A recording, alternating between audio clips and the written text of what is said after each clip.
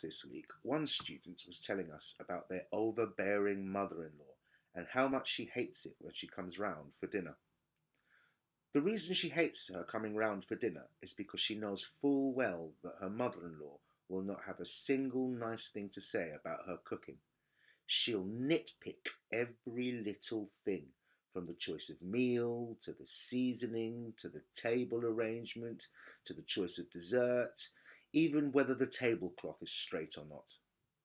If you say that someone nitpicks or likes to nitpick, you mean that they like to focus on the small, insignificant, unimportant, trivial details, mistakes or flaws, things that other people might not even think are an issue.